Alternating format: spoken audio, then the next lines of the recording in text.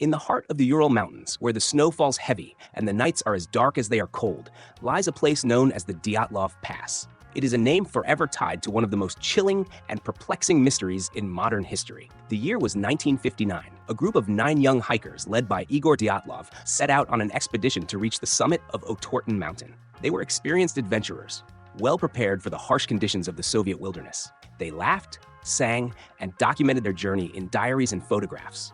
To them, it was just another challenge, a test of endurance and camaraderie. But what began as an adventure soon turned into a nightmare. When the group failed to return as scheduled, a search party was sent out. Days of scouring the snow-covered terrain led them to the hikers' campsite. What they found defied explanation. The tent was discovered partially collapsed, its fabric torn open from the inside. The hikers' belongings, including warm clothing and shoes, were left behind.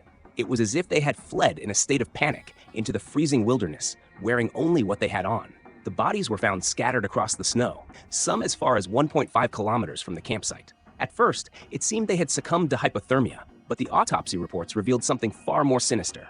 One victim had a fractured skull. 2 others had severe chest injuries, described as being caused by a force greater than that of a car crash. Strangely, there were no external wounds to match the internal trauma. Another hiker was found with missing eyes, and one, her tongue removed. Theories began to swirl. Was it an avalanche? Yet the positioning of the bodies and the state of the tent didn't align with such a scenario. Some suspected a military cover-up. The hikers had ventured near a secret Soviet testing ground. Could they have stumbled upon something they weren't meant to see? Others pointed to the supernatural. Tales of Yetis, UFO sightings, and otherworldly encounters circulated among locals and conspiracy theorists.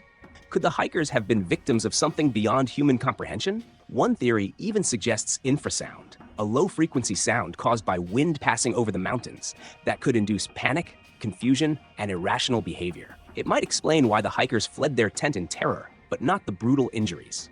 Despite countless investigations, no theory has fully explained what happened that night.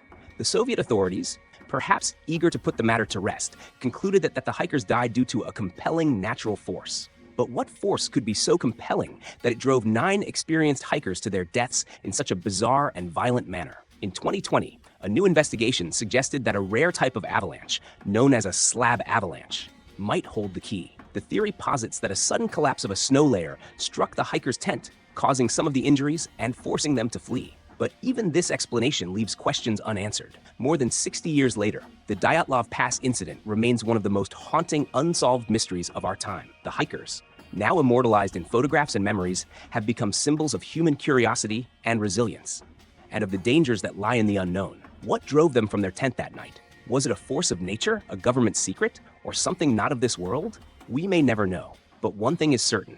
The Dyatlov Pass holds its secrets tightly, buried beneath the snow and silence of the mountains. What do you think happened to the Dyatlov group? Share your thoughts and join us next time as we delve into another story that challenges the boundaries of what we think we know.